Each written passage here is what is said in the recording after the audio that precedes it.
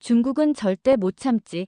한국에 어떻게든 되갚아야겠어. 케냐에서 일어난 기업 수출권으로 중국이 잔뜩 열받은 사건이 있었습니다. 물론 기술적으로 뒤처진 탓에 어쩔 수 없이 벌어진 일이었지만 모든 책임을 한국으로 돌리고 있는데요. 이 문제가 크게 화제가 되어 아프리카의 정보통신 기술이 싹 다 바뀌었다면 믿으시겠어요? 그 사건으로 바로 들어가 보겠습니다. 그날은 평소와 다름없는 화요일 아침이었습니다. 저는 커피 한 잔을 들고 사무실에 도착했어요. 그날은 케냐 전국통신망 현대화 프로젝트의 최종 결정을 내리는 중요한 날이었거든요. 이미 6개월 전부터 중국 화웨이와 협상을 진행해왔고 거의 마무리 단계에 있었죠. 은보기 ICT부 장관이 회의실에 들어오셨을 때 저는 준비된 서류들을 정리하고 있었습니다. 화웨이 측에서 제시한 조건들은 나름 매력적이었어요. 45억 달러 규모의 프로젝트였는데 5년 분할 결제에 2%의 낮은 이자율을 제시했거든요. 무엇보다 중국 정부의 백업까지 있어서 안정성 면에서는 문제 없어 보였습니다. 그런데 회의가 시작되기 30분 전 제 이메일함에 생소한 발신자로부터 메시지 하나가 도착했어요. 발신자는 트리빗이라는 한국 기업이었습니다. 솔직히 처음 들어보는 회사명이었거든요. 제목은 단순했어요. 케냐 통신망 프로젝트 제안서라고 되어 있었죠. 호기심에 이메일을 열어봤는데 첫 문장부터 제 눈을 의심하게 만들었습니다. 화웨이가 제시한 가격의 절반도 안 되는 금액이 적혀 있었어요. 22억 달러라니. 이게 정말 가능한 일일까요? 저는 계산기를 2번이나 두들겨가며 확인했습니다. 그런데 더 놀라운 건 따로 있었어요. 로열티는 완전 면제 기술 이전은 100% 보장, 그리고 가장 중요한 것은 모든 데이터의 소유권이 케냐 정부에 있다는 조항이었습니다. 화웨이 계약서에는 데이터 공유 조항이 있었거든요. 기술적 안정성을 위해서라는 명목이었지만 솔직히 찜찜한 부분이었어요. 저는 급히 은보기 장관께 보고드렸습니다. 장관께서는 처음에는 반신반의하는 표정이셨어요. 하지만 제안서를 자세히 읽어보신 후 표정이 점점 진지해지더군요. 특히 데이터 주권 부분에서 오랫동안 머물러 계셨죠. 회의실에는 통신부 고위 관료들과 기술 전문가들이 모여 있었습니다. 화웨이 측 대표단도 이미 도착해서 최종 프레젠테이션을 준비하고 있었어요. 왕 부총경리가 자신만만한 표정으로 자료를 정리하고 있었거든요. 트리빗의 메일 때문에 은보기 장관이 갑작스럽게 회의 시작을 30분 연기한다고 발표하셨어요. 그리고 저에게 트리빗 측에 즉시 연락해서 화상회의를 요청하라고 지시하셨습니다. 급하게 국제전화를 걸었는데 놀랍게도 트리빗 측에서는 이미 대기하고 있다고 하더군요. 김태현 트리빗 대표가 화면에 나타났을 때 저는 그의 차분한 목소리에 깊은 인상을 받았어요. 복잡한 기술적 설명도 쉽게 풀어서 설명해 주셨고 무엇보다 케냐의 실정을 정확히 파악하고 있다는 점이 놀라웠습니다. 은보기 장관이 핵심적인 질문을 던졌습니다. 이 가격이 정말 현실적이냐는 거였죠. 김태현 대표의 답변은 명확했습니다. 오픈소스 기반의 기술과 현지 맞춤형 시스템으로 비용을 절약할 수 있다는 설명이었어요. 무엇보다 케냐의 디지털 독립을 위해서라면 수익성보다는 의미를 중시한다고 하시더군요. 화상회의가 끝난 후 회의실은 잠시 정적에 휩싸였습니다. 은보기 장관이 천천히 입을 여시더니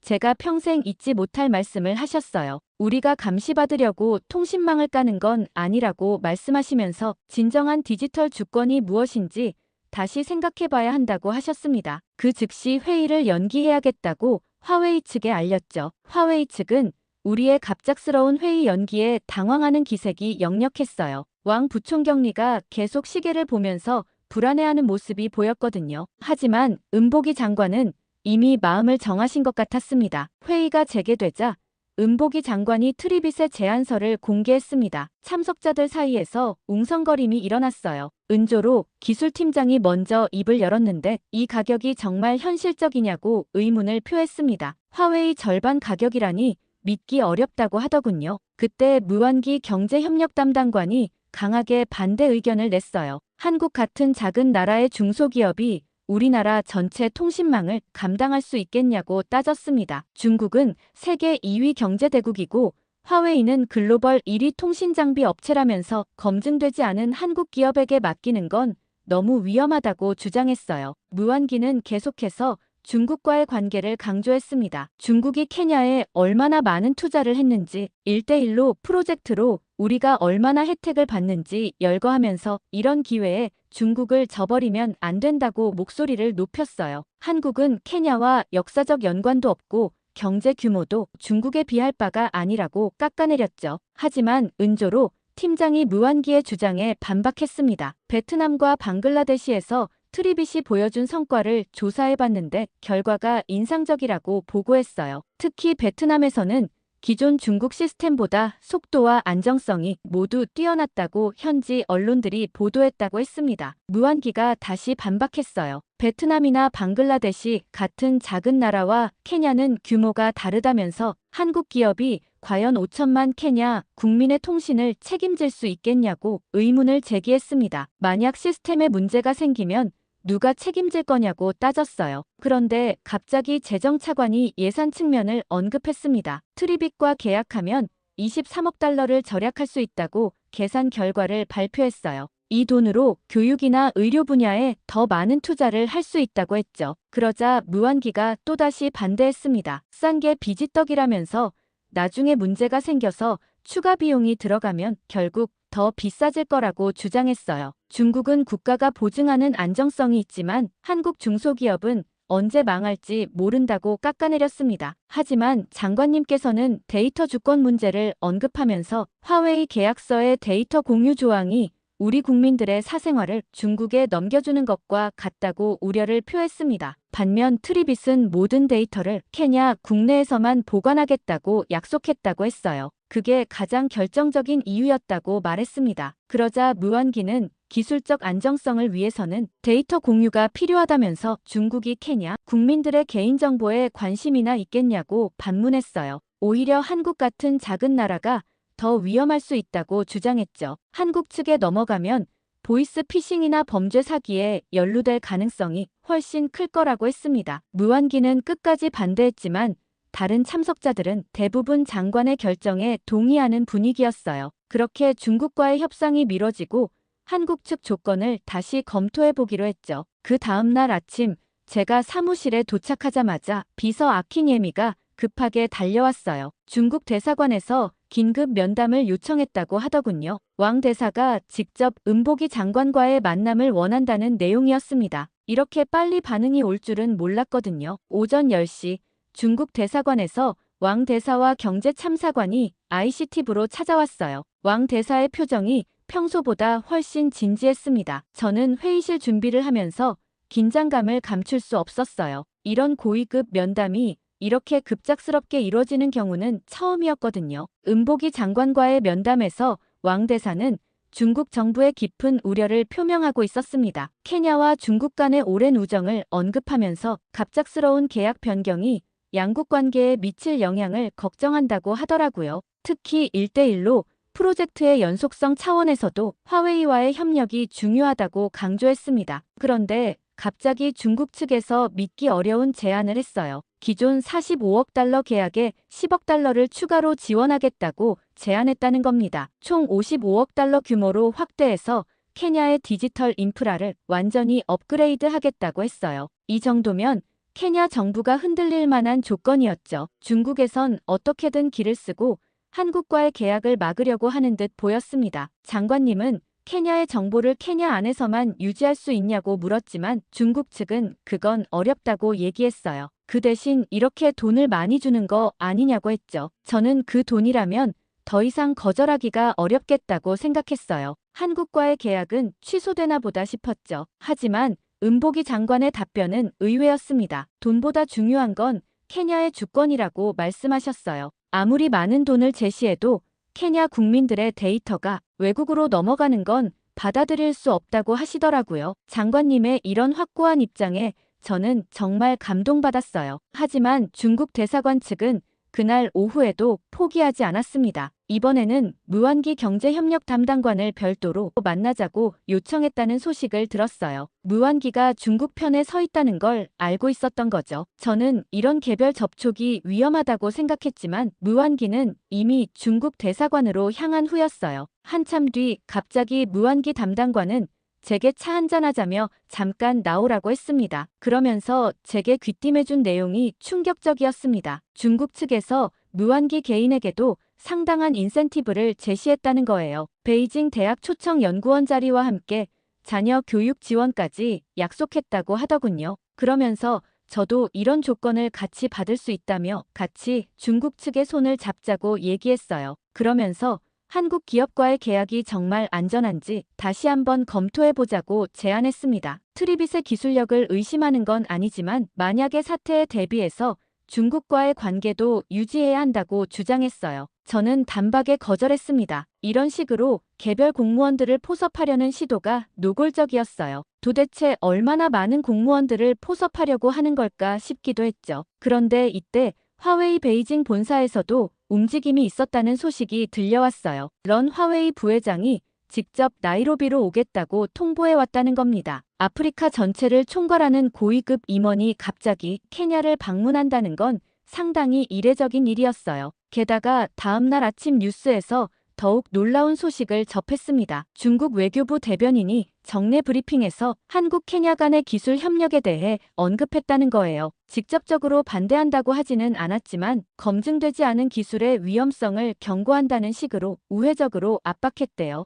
이 정도가 되니까 저도 사태의 심각성을 깨달았어요. 단순히 케냐 국내 문제가 아니라 국제적인 이슈로 비화되고 있는 거였죠. 중국이 이렇게까지 신경 쓴다는 건 트리빗의 제안이 정말 위협적이라는 뜻이었어요. 그날 오후 은보기 장관이 전 직원 회의를 소집하셨습니다. 외부 압력에 흔들리지 말고 케냐의 이익을 최우선으로 생각하자고 당부하셨어요. 그리고 한국과의 계약을 추진했죠. 하지만 장관님의 목소리에서도 부담감이 느껴졌습니다. 한국 측은 계약이 끝나자마자 실무에 들어갔습니다. 바로 장비를 보내왔던 거죠. 그런데 사흘 후 정말 예상치 못한 일이 벌어졌어요. 트리빗에서 보낸 첫 번째 장비 컨테이너 30개가 몬바사 항구에 도착했는데 통관 절차를 밟던 중 갑자기 사라진 겁니다. 항구 관리사무소에서 급히 연락이 왔을 때 저는 귀를 의심했어요. 항구 담당자가 상황을 설명하는데 정말 이상했습니다. 컨테이너들이 정상적으로 하역됐고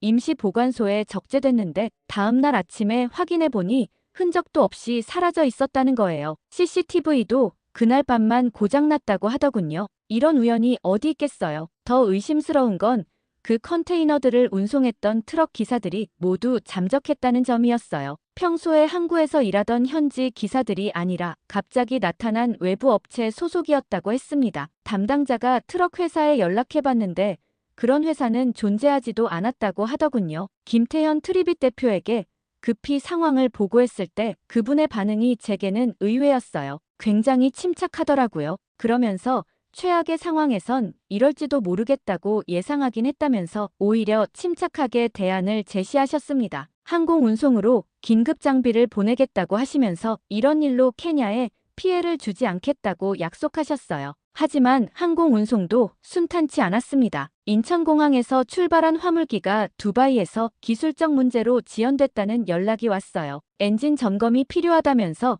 최소 3일은 더 걸릴 거라고 했습니다. 이것도 너무 타이밍이 절묘했죠. 하필 우리 프로젝트 장비를 실은 비행기만 문제가 생긴 겁니다. 설상가상으로 케냐 현지 언론에서 이상한 기사들이 나오기 시작했어요. 한국 통신장비의 보안 취약점을 지적하는 내용이었습니다. 트리빗 시스템이 해킹에 노출될 위험이 크다면서 중국 시스템이 더 안전하다는 식의 보도들이 연일 쏟아졌어요. 기사를 쓴 기자들을 확인해보니 대부분 중국 언론사와 교류가 있는 사람들이었습니다. 게다가 정부 관계자가 모자이크를 한 채 인터뷰를 했는데 누가 봐도 무한기 담당관이었죠. 중국 측의 거액을 받고 인터뷰를 해준 게 분명했어요. 그런데 갑자기 비서관이 제게 기사를 보내왔습니다. 트리빗이 과거 베트남에서 데이터 유출 사고를 일으켰다는 뉴스였어요. 저는 즉시 한국과 베트남 측에 연락해봤지만 거짓 뉴스였습니다. 누군가 가짜 뉴스를 퍼뜨린 겁니다. 사실무근이었지만 이미 소셜미디어를 통해 빠르게 확산되고 있었어요. 무한기 담당관이 이 기회를 놓치지 않고 다시 중국 편을 들기 시작했어요. 이렇게 문제가 연속으로 발생하는 건 우연이 아니라면서 트리빗의 프로젝트 관리 능력에 심각한 의문을 제기했습니다. 검증되지 않은 업체와 일하는 위험성이 드러나고 있다고 주장했어요. 은보기 장관도 고민이 깊어지는 게 보였습니다. 아무리 좋은 조건이라도 장비가 제때 도착하지 않으면 프로젝트 자체가 무의미해지는 거였거든요. 게다가 언론의 부정적 보도까지 겹치니까 정치적 부담도 만만치 않았을 거예요. 그런데 그때 김태현 대표가 정말 예상치 못한 결정을 내렸습니다. 한국에서 기술자 53명을 케냐로 긴급 파견하겠다고 하시더군요. 원래는 현지 업체와 협력해서 설계만 제공할 계획이었는데 이제는 트리빗이 직접 나서서 설치까지 완료하겠다는 거였습니다. 이런 결단력에 저는 정말 감탄했어요. 위기를 기회로 바꾸는 발상이었거든요. 일주일 후 한국에서 진짜 전문가들이 도착했을 때 분위기가 완전히 바뀌었어요. 이상호 현장 책임자가 이끄는 53명의 기술진이 조코 케냐타 공항에 내렸을 때 저는 정말 안도했습니다. 이분들의 전문적인 모습과 체계적으로 정리된 장비들을 보니 믿음이 갔거든요. 이상호 팀장은 20년 경력의 베테랑이었어요. 동남아시아와 중동 지역에서 대규모 통신 인프라 구축 경험이 풍부한 분이었습니다. 첫 미팅에서 케냐의 상황을 브리핑받은 후 그가 한 말이 인상적이었어요. 기존 시스템과의 호환성보다는 완전히 새로운 네트워크를 구축하는 게 더 효율적일 수도 있다고 하더군요. 한국 기술진들의 작업 방식은 정말 체계적이었어요. 먼저 케냐 전국의 통신 인프라를 정밀하게 조사하기 시작했습니다. 기존 중국 장비들의 성능과 한계를 꼼꼼히 분석하면서 동시에 트리빗 시스템이 들어갈 최적의 위치를 찾아나갔어요.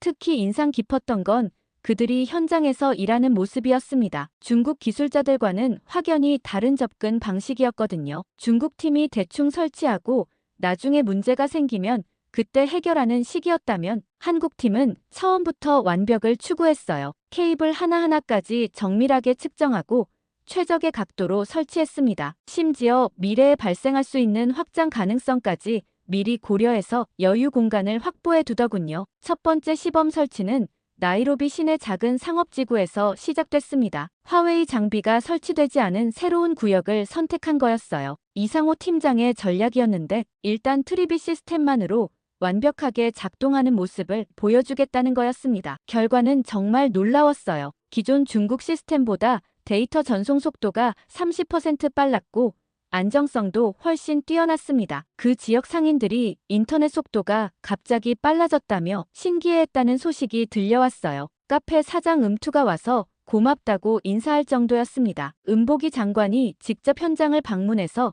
성능을 확인하고 만족스러워했습니다. 하지만 중국 측의 견제도 동시에 시작됐어요. 왕 부총경리가 갑자기 케냐에 추가 기술진을 파견하겠다고 발표한 거였습니다. 기존 화웨이 시스템의 성능을 대폭 업그레이드 하겠다면서 무료로 최신 장비를 제공하겠다고 제안했어요. 타이밍이 너무 절묘했죠. 무한기 담당관이 이 제안에 적극적으로 호응했습니다. 이미 투자한 화웨이 시스템을 완전히 포기하기보다는 업그레이드를 통해 활용하는 게 경제적이라고 주장했어요. 정부 내부에서도 이 의견에 동조하는 목소리들이 나오기 시작했습니다. 경제적 논리는 항상 강력했거든요. 이상호 팀장이 이 상황을 예상했다는 듯이 차분하게 대응했어요. 성능 비교 테스트를 공개적으로 진행하자고 제안한 겁니다. 같은 조건에서 화웨이 시스템과 트리빗 시스템의 성능을 직접 비교해보자는 거였죠. 공정한 경쟁을 통해 더 나은 시스템을 선택하자고 했습니다. 정말 자신감 넘치는 제안이었어요. 은보기 장관이 이 제안을 받아들였습니다. 케냐 정부로서도 객관적인 데이터를 바탕으로 결정을 내리는 게 맞다고 판단한 거였어요. 다음 주에 공개 테스트를 실시하기로 결정됐습니다. 그런데 이때부터 묘한 일들이 벌어지기 시작했어요. 트리빗 기술진들이 작업하는 현장 주변에서 정체불명의 사람들이 자주 목격됐다는 보고가 들어왔습니다. 사진을 찍거나 장비를 살펴보는 모습이었는데 신원을 확인하려고 하면 금세 사라져버렸다고 했어요. 심지어 어떤 날은 드론까지 날아다녔다는 증언도 있었습니다. 이상호 팀장이 이런 상황들을 종합해서 제게 조심스럽게 말했던 게 기억나요. 단순한 기술 경쟁이 아닌 것 같다면서 뭔가 더 큰 그림이 있는 것 같다고 하더군요. 저도 점점 그런 느낌이 들기 시작했습니다. 그런데 아니나 다를까 정말 예상치 못한 문제가 터지기 시작했어요. 한국 기술자들이 본격적인 설치 작업에 들어간 지 2주가 지나면서 기존 화웨이 장비와 트리비 시스템 사이에 심각한 호환성 문제가 발생한 거였습니다. 처음에는 작은 신호 간섭 정도로 생각하고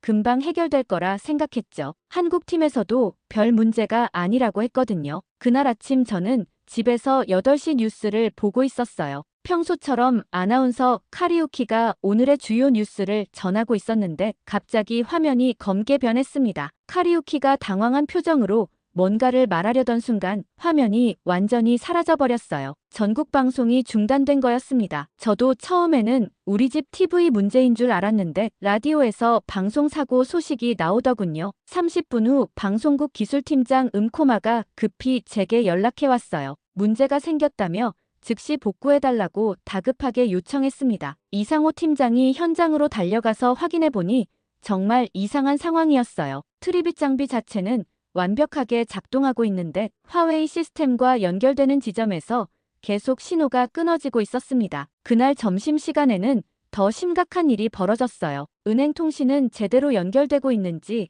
확인하기 위해 케냐 상업은행 본점에 갔는데 ATM 앞에 사람들이 길게 줄을 서 있었습니다. 기계들이 모두 먹통이 된 거였어요. 사람들이 점점 짜증을 내기 시작했고 은행 직원들은 허둥지둥하고 있었습니다. 온라인 뱅킹 시스템이 완전히 마비됐다는 소식이 들려왔어요. 은행 IT 담당자 키마니가 저를 보자마자 화를 냈습니다. 당장 해결하라고 압박했어요. 저도 당황스러웠지만 이상호 팀장에게 급히 연락해서 상황을 파악해달라고 요청했습니다. 가장 치명적이었던 건 오후에 일어난 일이었어요. 은보기 장관이 전국 지방청장들과 중요한 화상회의를 하던 중에 갑자기 모든 연결이 끊어진 겁니다. 케냐의 디지털 정책을 논의하는 중요한 자리였는데 장관이 발언하는 순간에 화면이 멈춰버렸어요. 장관 비서실에서 긴급히 제게 연락이 왔을 때 저는 정말 식은땀이 났습니다. 지금 생각해도 이때는 정말 곤혹스러웠어요. 겨우 한국 기술진들이 와서 희망을 품었는데 이런 기본적인 연결조차 제대로 되지 않는다니. 무한기 담당관이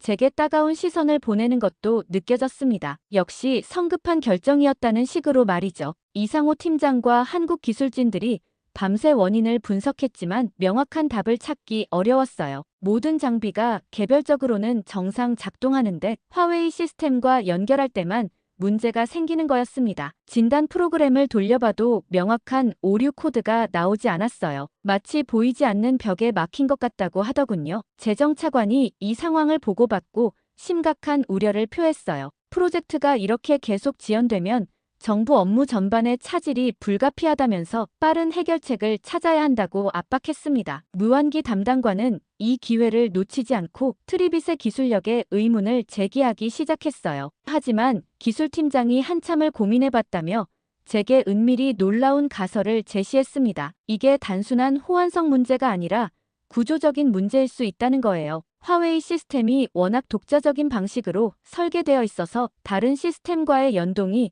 근본적으로 어려울 수 있다고 했어요. 이상호 팀장도 이에 동의했습니다. 국제 표준을 따른다고 하지만 실제로는 중국식 변형이 많이 가해져 있어서 진정한 의미의 호환성이 확보되지 않는다는 분석이었어요. 이런 방식으로는 아무리 기술력이 뛰어나도 원활한 연동이 불가능하다고 결론지었습니다. 정말 답답한 상황이었어요. 문제의 원인을 알았지만 해결책이 명확하지 않았거든요. 며칠간 계속된 시스템 충돌이 결국 케냐 전체의 통신망을 마비시키기 시작했어요. 처음에는 산발적으로 발생하던 문제들이 점점 더 빈번해지더니 마침내 전국 규모의 대형 사고로 번져버린 거였습니다. 나이로비 중앙통신센터에서 시작된 오류가 도미노처럼 전국으로 퍼져나갔어요. 케냐 전역의 인터넷이 불안정해지면서 시민들의 일상생활까지 마비되기 시작했습니다. 가장 심각했던 건 케냐 중앙은행의 실시간 결제 시스템이 완전히 먹통이 된 일이었습니다. 전국의 ATM과 카드 결제가 모두 중단되면서 시민들이 돈을 찾을 수 없게 된 거였죠. 상점들도 현금 결제만 받을 수 있게 되면서 경제활동 자체가 원시 상태로 돌아갔어요. 이상호 팀장이 48시간 동안 원인 분석에 매달린 결과 충격적인 사실이 밝혀졌습니다. 화웨이 장비가 트리비 시스템을 의도적으로 교란하고 있었던 겁니다. 이상호 팀장이 발견한 건 화웨이 시스템이 한국 장비의 신호를 감지할 때마다 불필요한 인증 요청을 반복적으로 보내고 있었다는 거였어요. 마치 한국 시스템의 작동을 방해하려는 것 같다고 했습니다. 더 놀라운 건 이런 교란 신호가 밤낮을 가리지 않고 지속적으로 발생하고 있었다는 점이었어요. 은조로 기술팀장이 추가 분석을 통해 더욱 구체적인 증거를 찾아냈습니다. 화웨이 장비들이 서로 연결되어 일종의 네트워크를 형성하고 있었고, 이 네트워크가 한국 시스템에 대해 조직적으로 간섭을 일으키고 있었다는 거였어요. 단순한 호환성 문제가 아니라 계획적인 방해 공작이었던 겁니다. 은보기 장관이 이 보고서를 받아보고 즉시 긴급 회의를 소집했어요. 케냐 ICT부 전체 간부들이 모인 회의실에서 치열한 토론이 벌어졌습니다. 회의실 분위기는 처음부터 긴장감이 돌았어요. 무한기 담당관이 먼저 반대 의견을 냈어요. 이미 화웨이 장비에 투자한 금액이 2억 달러가 넘는다면서 이걸 모두 폐기하고 새로 구축하는 건 너무 큰 손실이라고 주장했습니다. 게다가 중국과의 외교 관계도 고려해야 한다고 덧붙였어요. 급진적인 결정보다는 점진적인 개선을 통해 문제를 해결해보자고 제안했습니다. 그러자 음투 재정차관이 이에 강하게 반박했습니다. 며칠간의 통신 마비로 인한 경제적 손실이 이미 3억 달러를 넘어섰다면서 장비 교체 비용보다 현재 손실이 더 크다고 지적했어요. 더 이상 이런 불안정한 상태를 유지할 수 없다고 강조했습니다. 국가 신용도까지 떨어질 수 있는 상황이라고 경고했어요. 게다가 기술적 관점에서 봤을 때 화웨이 시스템의 구조상 다른 장비와의 진정한 호환이 불가능하다면서 부분적 교체로는 문제 해결이 어렵다고 분석했습니다. 전면 교체만이 유일한 해결책이라고 결론지었어요. 마치 독이 든 우물물을 정화하려면 우물 자체를 새로 파야 하는 것과 같다고 비유했습니다. 아니나 다를까 무한기 담당관이 다시 반박했습니다. 중국 측에서 최신 장비로 무상 업그레이드를 제안했다면서 이 기회를 활용해보자고 제안했어요. 굳이 위험을 감수하며 새로운 시스템으로 바꿀 필요가 있느냐고 물었습니다. 중국의 기술력도 발전하고 있으니 좀 더 기다려보자는 입장이었어요. 하지만 장관님은 국가의 통신 인프라가 외국 기업의 의도에 따라 좌우되는 상황을 더 이상 용납할 수 없다고 선언했습니다. 진정한 디지털 독립을 위해서는 투명하고 개방적인 시스템이 필요하다고 강조했어요. 케냐의 미래가 걸린 문제라고 목소리를 높였습니다. 그때였어요. 이상호 팀장이 급하게 회의실로 들어와 보고 드릴 게 있다고 하더라고요. 화웨이 장비의 로그 분석 결과 한국 시스템이 설치된 후부터 의심스러운 데이터 전송이 급증했다는 거였어요. 이 데이터들이 어디로 전송되는지 추적할 수 없다고 보고했습니다. 국가 기밀이 유출될 가능성도 배제할 수 없다고 경고했어요. 회의실이 잠시 조용해졌어요. 무한기 담당관도 더 이상 반박하지 못했습니다. 국가 보안과 관련된 문제였거든요. 경제적 손실보다 더 중요한 건 국가의 안전이었으니까요. 결국 은보기 장관이 최종 결정을 내렸습니다. 기존의 모든 화웨이 장비를 철거하고 트리빗 기반으로 전면 교체하겠다고 공식 발표한 거였어요. 비용이 많이 들더라도 국가의 미래를 위한 투자라고 강조했습니다. 정말 역사적인 순간이었어요. 케냐가 중국의 기술 종속에서 벗어나 진정한 디지털 독립을 선택한 거였으니까요. 은보기 장관의 결정이 내려진 다음 날 케냐 정부는 공식 기자회견을 열었습니다. 저는 정부 청사 대회의실에서 역사적인 순간을 지켜봤어요. 장관이 단상에 올라서서 케냐의 디지털 미래에 대한 중대 발표를 시작했습니다. 기존 화웨이 장비의 전면 철거와 한국 시스템으로의 완전 통일이라는 파격적인 내용이었어요. 장관은 국가의 통신 주권 확보와 진정한 디지털 독립을 위한 불가피한 선택이라고 강조했습니다. 회견장에 모인 기자들이 웅성거리기 시작했어요. 모두가 예상하지 못한 강력한 결정이었거든요. 장관이 발표한 구체적인 계획은 이랬습니다. 향후 6개월 내에 전국의 모든 화웨이 장비를 단계적으로 철거하고 트리빗 시스템으로 완전히 교체하겠다는 거였어요. 총 예산은 5억 달러 규모였습니다. 케냐 정부로서는 엄청난 결단이었죠. 기자회견이 끝나자마자 중국 대사관의 반응이 터져 나왔어요. 류 대사가 긴급 성명을 발표하면서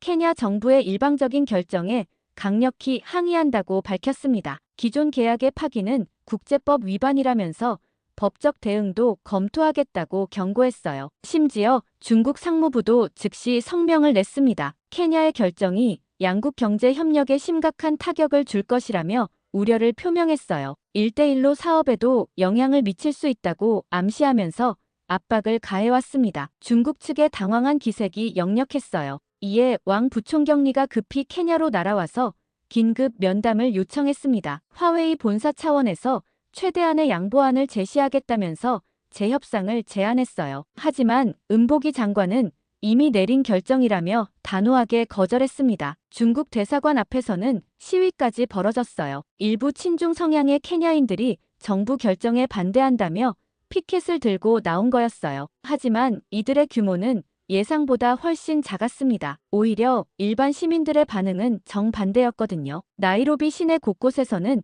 시민들의 환호성이 터져 나왔어요. 한 시민이 라디오 인터뷰에서 말한 게 인상적이었습니다. 이제야 진짜 독립이 된 것 같다면서 외국 기업의 눈치를 보지 않고 우리가 원하는 기술을 선택할 수 있게 됐다고 기뻐했어요. 중국 대사관 앞에서는 케냐 대학교 컴퓨터공학과 학생들이 자발적으로 지지 집회를 열었습니다. 투명하고 개방적인 기술 환경이야말로 케냐 청년들의 미래를 보장하는 길이라며 정부 결정을 적극 지지한다고 선언했어요. 젊은 세대의 열띤 호응이 느껴졌습니다. 게다가 케냐 IT 업계도 환영 성명을 발표했습니다. 개방형 시스템 도입으로 현지 기업들의 기술 혁신 기회가 확대될 것이라며 기대감을 표했어요. 중국 시스템의 폐쇄적 구조 때문에 그동안 제약이 많았다면서 이제야 진정한 경쟁이 가능해졌다고 평가했습니다. 은보기 장관이 시민들의 반응을 보고 더욱 확신을 가졌다고 저에게 말했어요. 정치적 결정이 아니라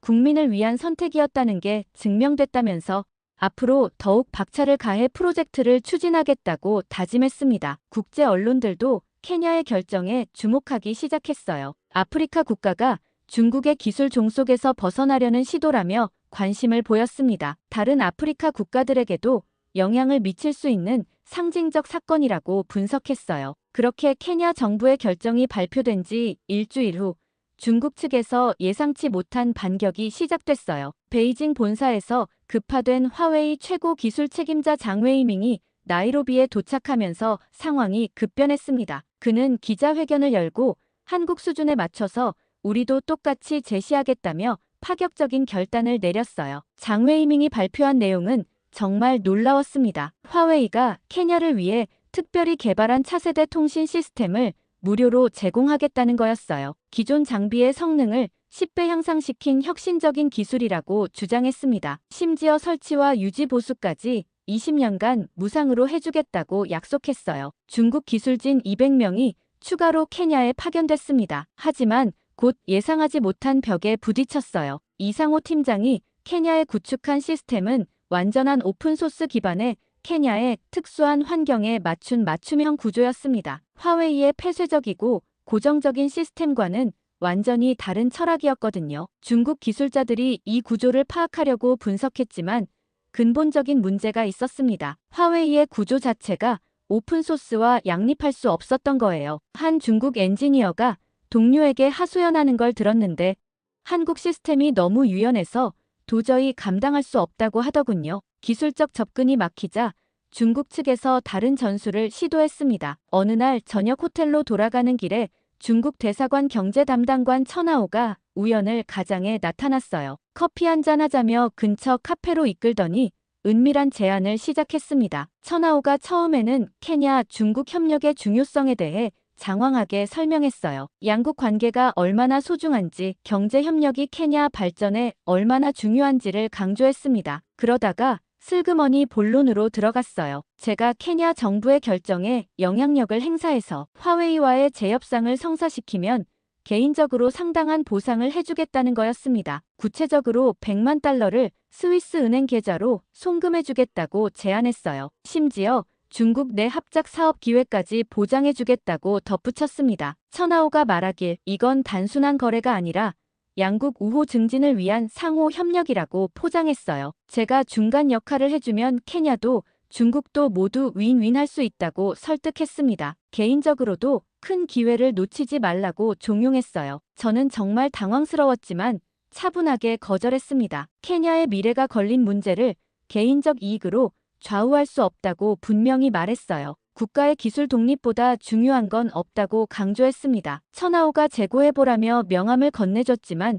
받지 않았어요. 그러자 며칠 후 천하오가 다시 연락해왔습니다. 이번에는 금액을 200만 달러로 올려서 제안했어요. 거기에 베이징의 고급 아파트 한 채까지 덤으로 주겠다고 했습니다. 정말 집요했어요. 하지만 저는 더욱 단호하게 거절했습니다. 한참을 고민하다 다음 날 이 사실을 은보기 장관에게 보고했어요. 장관이 크게 놀라면서 중국 측의 로비가 얼마나 체계적으로 이루어지고 있는지 알 수 있었다고 했습니다. 즉시 정부 차원에서 대응 방침을 정하기로 했어요. 공무원들에게 중국 측의 접촉을 즉시 보고하라는 지시가 내려졌습니다. 결과는 놀라웠습니다. 주요 고위 공무원들 모두에게 엄청난 금액의 로비가 들어갔던 거예요. 하지만 이 정책의 주요 책임자들은 모두 거절했습니다. 다행이었죠. 그렇게 중국 측의 모든 시도가 실패로 돌아가자 장 웨이밍이 결국 마지막 기자회견을 열었습니다. 케냐 시장의 특수성을 고려해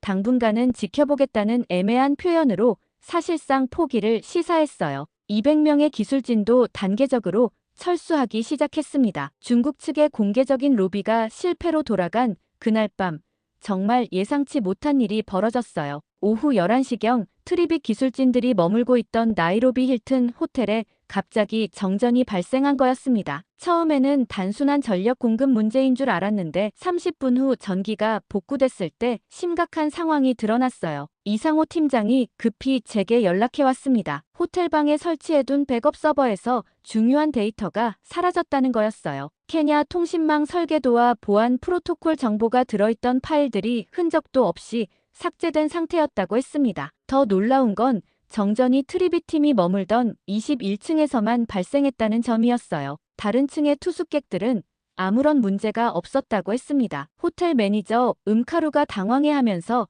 이런 일은 처음이라고 말했어요. 명백히 의도적인 사고였던 거죠. 이상호 팀장이 즉시 한국 본사의 사이버 보안팀에 연락해서 긴급 분석을 요청했습니다. 12시간의 정밀 조사 결과 충격적인 사실이 밝혀졌어요. 호텔 와이파이 네트워크를 통해 정교한 해킹 시도가 있었다는 거였습니다. 해커들이 정전을 일으켜서 백업 시스템이 재부팅되는 순간을 노린 거였어요. 그 틈을 타서 악성 코드를 심고 데이터를 빼내려 했던 겁니다. 정말 치밀하고 전문적인 공격이었다고 사이버 보안 전문가가 분석했어요. 그런데 가장 충격적이었던 건 해킹의 출처였습니다. 추적 결과 공격이 시작된 지점이 케냐 주재 중국 대사관의 와이파이 라우터였던 거예요. IP 주소를 역추적한 결과 중국 대사관 내부 네트워크에서 신호가 발신됐다는 게 확인됐습니다. 은조로 기술팀장이 이 사실을 확인하고 크게 놀랐어요. 외교기관이 이런 식으로 직접 사이버 공격에 나선다는 건 국제법 위반이라면서 이는 명백한 주권 침해 행위라고 분노했습니다. 즉시 케냐 정부에 보고해야 한다고 주장했어요. 하지만 이상호 팀장은 그렇게 되면 오히려 중국 측이 원하는 대로 행동하는 일일 수도 있다며 기다려보자고 했습니다. 그 이유는 실제 트리빗이 받은 피해가 아무것도 없다고 하더라고요. 무슨 말인지 물어봤더니 트리빗 시스템의 보안 구조가 이런 공격을 완벽하게 막아냈다고 했습니다. 해커들이 겉으로 보기에는 데이터를 삭제한 것 같았지만 실제로는 가짜 파일만 건드린 상태였다고 이상호 팀장이 설명했습니다. 트리빗의 보안 시스템은 다층 구조로 설계되어 있었어요. 실제 중요 데이터는 암호화되어 숨겨진 파티션에 저장되고 겉으로 보이는 건 미끼용 더미 파일들이었던 겁니다. 해커들이 아무리 노력해도 진짜 데이터에는 접근할 수 없는 구조였어요. 더욱 놀라운 건 트리빗 시스템이 공격을 받는 순간부터 모든 과정을 실시간으로 기록하고 있었다는 점이었습니다. 해커들의 침투 경로부터 사용한 기법까지 모든 게 로그에 남아 있었어요. 오히려 중국 측의 해킹 능력을 분석할 수 있는 귀중한 자료를 얻은 셈이었습니다. 게다가 이상호 팀장이 48시간 만에 모든 데이터를 완전히 복구했습니다. 심지어 백업 시스템도 자동으로 재구성되어서 아무런 피해가 없었다고 보고했어요. 중국 측의 정교한 공격이 완전히 무력화된 거였죠. 은보기 장관이 이 사실을 보고받고 분노했습니다. 중국이 공식적인 외교 채널을 통해 항의하는 동시에 뒤에서는 사이버 공격을 감행한다는 건 용납할 수 없다고 선언했어요. 즉시 중국 대사를 불러서 강력한 항의 의사를 전달하겠다고 했습니다. 하지만 이상호 팀장은 신중한 접근을 제안했어요. 공개적으로 대응하기보다는 조용히 증거를 수집해두는 게 낫겠다고 조언했습니다. 나중에 필요할 때 결정적인 카드로 사용할 수 있을 거라고 했어요. 케냐 사이버보안청장 음악이가 이 사건을 계기로 트리비 시스템의 보안 능력을 더욱 높이 평가하게 됐다고 했어요. 실제 공격 상황에서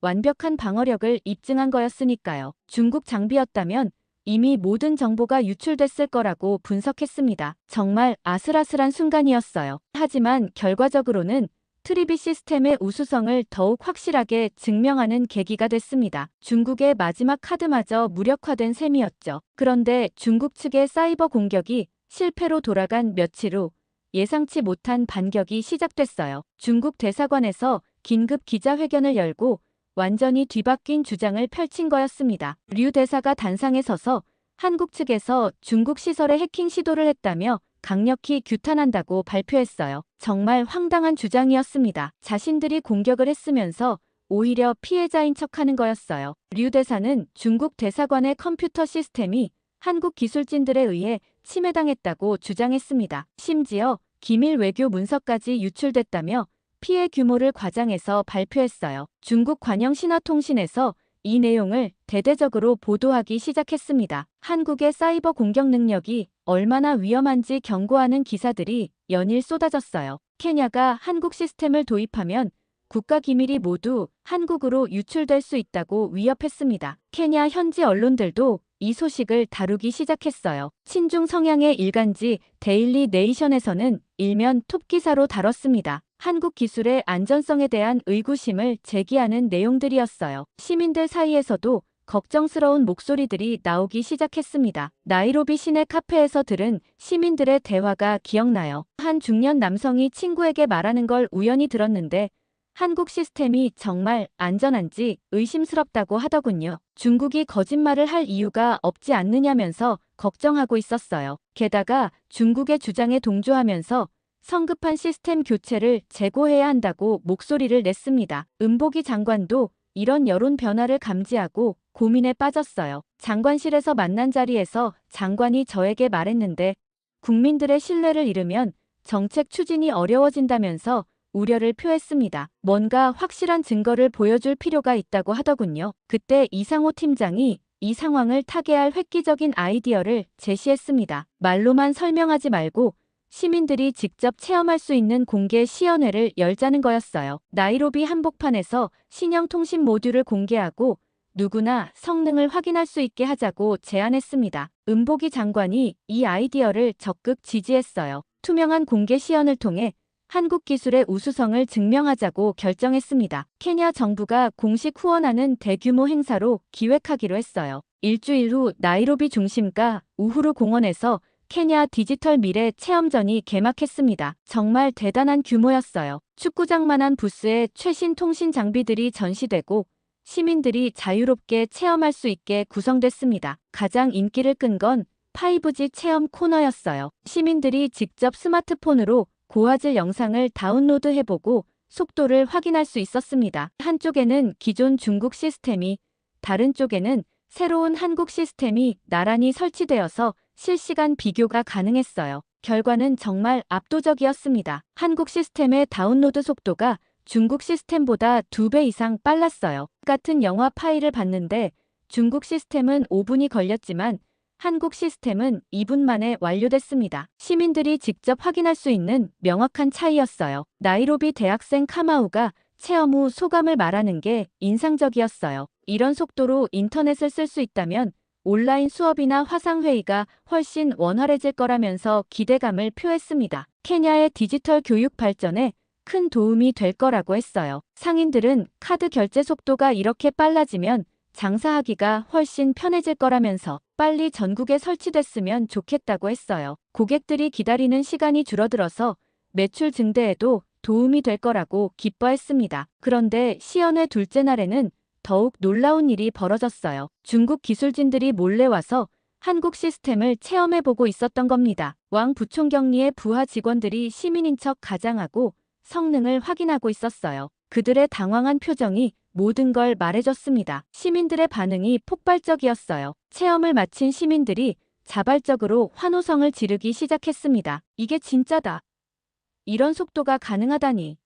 하는 감탄사가 공원 전체에 울려 퍼졌어요. 케냐 언론들도 이 장면을 대대적으로 보도했습니다. 3일간의 시연회가 끝날 때쯤 여론이 완전히 뒤바뀌었어요. 중국의 가짜 뉴스에 흔들렸던 시민들이 다시 한국 시스템을 지지하기 시작했습니다. 직접 체험한 성능 차이 앞에서 모든 의혹이 사라진 거였어요. 중국의 해킹 시도가 실패로 돌아가고 한국에서 성공적인 시연회가 끝난 다음 날 케냐 정부 내각회의가 소집됐습니다. 회의실에는 대통령을 비롯해 주요 장관들이 모두 참석했습니다. 중국 측에서 케냐의 핵심 통신 인프라에 침투를 시도했다면서 다행히 한국 기술진들의 빠른 대응으로 막을 수 있었다고 설명했습니다. 그리고 한국에서 시연회가 끝나기도 했고 이젠 국민들에게 알려야 한다고 얘기했죠. 회의실이 술렁거렸어요. 교육부 장관 키베트가 먼저 입을 열었습니다. 대대적인 보도를 통해 진실을 공개하자고 제안했어요. 케냐 국민들이 어떤 선택을 해야 하는지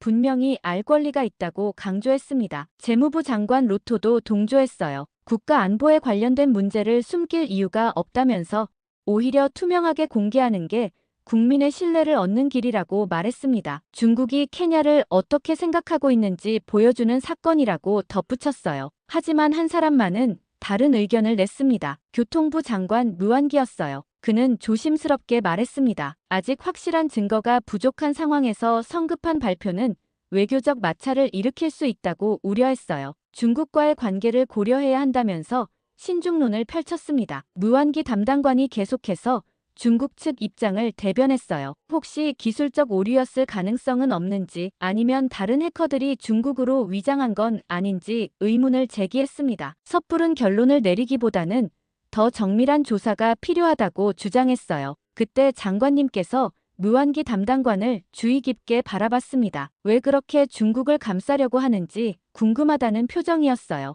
다른 장관들도 마찬가지였습니다. 명백한 증거가 있는데도 계속 의심하는 게 이상했거든요. 바로 그때 제가 가방에서 서류 뭉치를 꺼냈습니다. 며칠 전부터 의심스러워서 조사한 자료들이었어요. 무안기 담당관의 아들이 베이징 대학교에 전액 장학금으로 유학 중이라는 사실, 장관 본인 명의의 중국 은행 계좌에 거액이 입금된 기록들을 발견한 거였습니다. 서류를 테이블 위에 펼치면서 설명했어요. 무안기 담당관이 지난 6개월간 중국 대사관 관계자들과 비공식 만남을 가진 기록들, 그리고 중국 기업들로부터 각종 선물과 향응을 받은 증거들이 고스란히 드러났습니다. 회의실이 조용해졌어요. 무안기 담당관의 얼굴이 새하얘졌습니다. 그는 변명을 시도했지만 이미 늦었어요. 모든 증거가 명확했거든요. 중국 측으로부터 상당한 로비를 받고 있었다는 게 만천하에 드러난 거였습니다. 그와 동시에 10분 후 경찰들이 회의실로 들어왔습니다. 제가 미리 경찰청장에게 연락을 해둔 상태였거든요. 무안기 담당관이 수갑을 차고 연행되는 장면이 정말 충격적이었어요. 그는 끝까지 억울하다고 소리쳤지만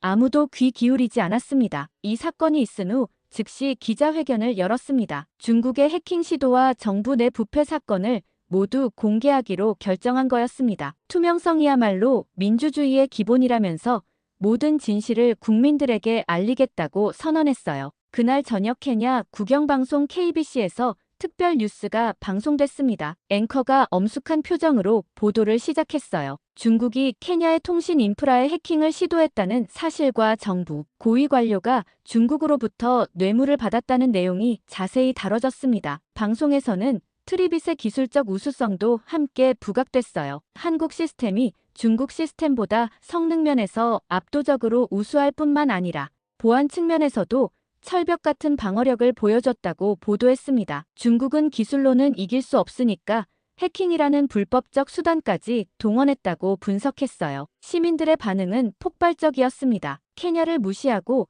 주권을 침해한 중국에 대한 분노가 치솟았어요. 특히 젊은이들을 중심으로 반중 감정이 급속히 확산됐습니다. 그리고 다음 날 나이로비 시내에서 대규모 시위가 벌어졌어요. 중국은 케냐에서 나가라. 케냐를 우롱하지 마라.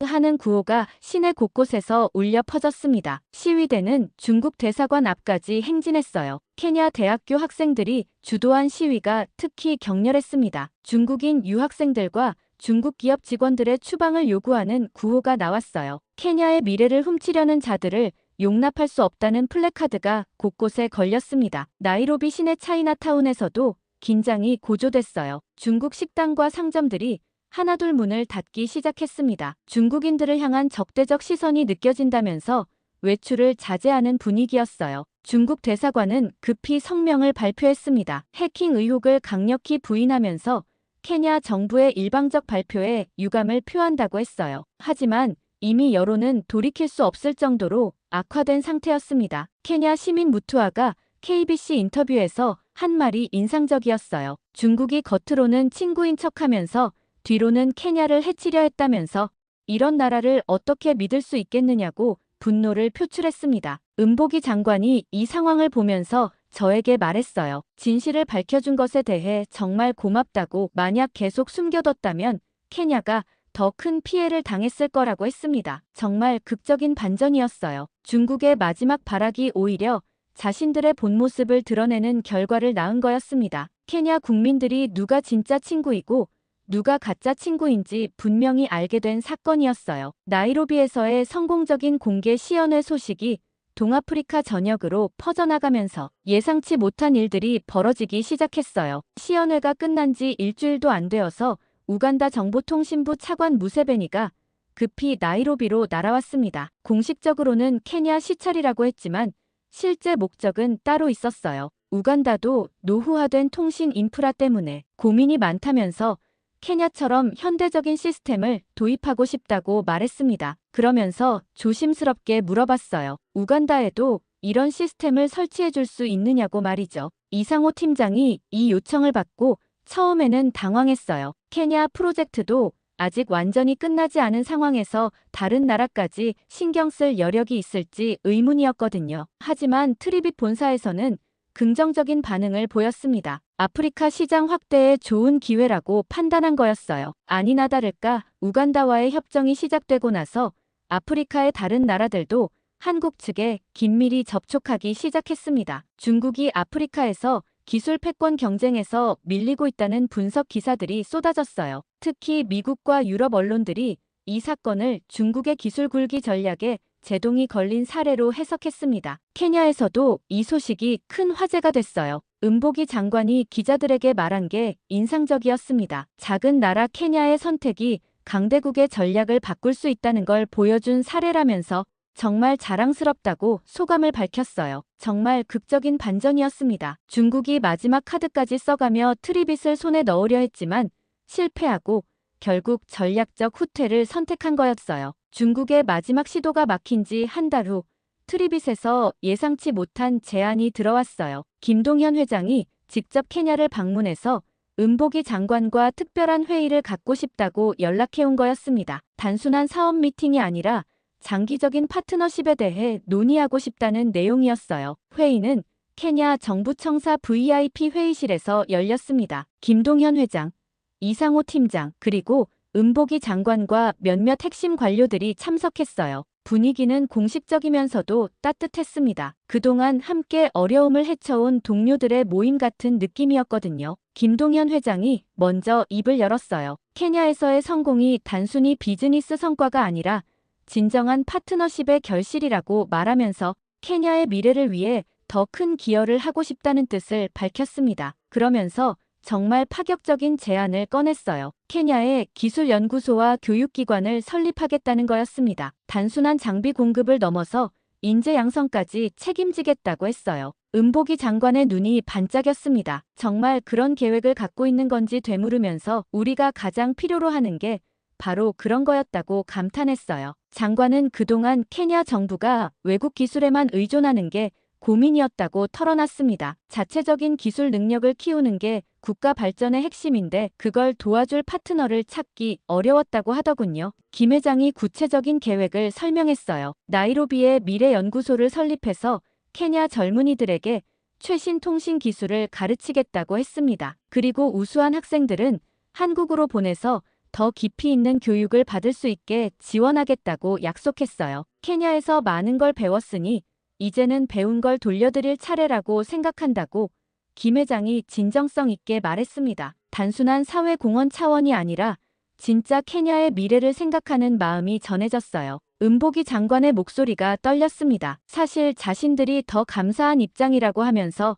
트리빗이 케냐에 온 후로 젊은이들의 꿈이 완전히 달라졌다고 고백했어요. 예전에는 해외로 나가는 것만 생각했는데 이제는 케냐에서도 세계 최고 수준의 기술을 배울 수 있다고 믿게 됐다는 거였어요. 장관이 계속해서 말했어요. 단순히 통신망을 깔아준 게 아니라 케냐의 미래를 만들어줬다고, 케냐 젊은이들이 꿈꿀 수 있는 미래를 선물해줬다고 했습니다. 정말 고맙다는 말이 회의실에 울렸어요. 이야기가 자연스럽게 개인적인 이야기로 흘러갔습니다. 이상호 팀장이 조용히 자신도 젊은 시절 정체성 때문에 많이 고민했었다고 말하기 시작했어요. 그의 이야기는 예상치 못한 것이었습니다. 어릴 때 미국으로 입양됐다고 털어놨거든요. 양부모님이 정말 좋은 분들이었지만 항상 마음 한구석에는 뭔가 빈 공간이 있었다고 했어요. 미국에서 좋은 교육을 받고 실리콘밸리에서 일할 기회도 있었지만 뭔가 제자리가 아닌 것 같은 느낌이 계속 들었다고 했습니다. 이상호 팀장의 목소리에 깊은 그리움이 묻어났어요. 그래서 30대 중반에 한국으로 돌아왔다고 했어요. 한국어도 서툴고 문화도 낯설었지만 뭔가 집에 온 것 같은 느낌이 들었다고 했습니다. 트리빗에 입사한 것도 한국 기술로 세계에 기여하고 싶다는 마음 때문이었다고 고백했어요. 지금 케냐에서 일하면서 정말 보람을 느낀다고 했습니다. 자신이 찾던 정체성이 바로 이런 건지도 모르겠다면서 조국의 기술로 다른 나라 사람들에게 도움을 주는 것이야말로 진정한 보람이라고 말했어요. 이상호 팀장의 고백이 회의실을 숙연하게 만들었습니다. 은보기 장관이 깊이 공감한다고 말했어요. 케냐도 비슷한 고민이 있었다면서 독립 후에도 계속 다른 나라에 의존하면서 살아야 하나 하는 고민이 있었다고 털어놨습니다. 하지만 이번 일을 통해 확신하게 됐다고 했어요. 케냐도 당당한 파트너가 될 수 있다는 걸 깨달았다면서요. 이상호 팀장이 케냐 젊은이들을 보면서 자신의 어린 시절이 떠오른다고 했어요. 자신도 어릴 때 꿈이 많았지만 현실적인 한계 때문에 포기해야 했던 것들이 있었다면서 케냐 젊은이들에게는 그런 한계가 없었으면 좋겠다고 간절히 말했습니다. 김동현 회장이 이 대화를 듣고 더욱 확신에 찬 목소리로 말했습니다. 그래서 더욱 이 프로젝트가 의미 있는 거라고, 단순히 돈을 벌기 위한 사업이 아니라 진정한 상생을 만들어가는 일이라고 강조했어요. 회의실 분위기가 정말 따뜻했어요. 사업 파트너를 넘어서 진짜 가족 같은 느낌이었습니다. 각자 다른 배경을 가지고 있지만 더 나은 미래를 만들어가겠다는 꿈만큼은 같았거든요. 은보기 장관이 마지막으로 말했어요. 이상호 팀장이 한국에서 정체성을 찾은 것처럼 케냐도 이번 프로젝트를 통해 우리만의 정체성을 찾아가고 있는 것 같다고 했습니다. 더 이상 도움받기만 하는 나라가 아니라 함께 성장해가는 파트너로서의 정체성을 말이에요. 정말 감동적인 순간이었습니다. 기술과 비즈니스를 넘어서 인간적인 유대감이 형성되는 걸 느낄 수 있었어요. 이게 바로 진정한 국제협력의 모습이 아닐까 싶었습니다. 회의실에 있던 모든 이들의 눈가가 촉촉해졌고 뭔가 뜨거운 감정이 가슴을 채우는 걸 느꼈어요.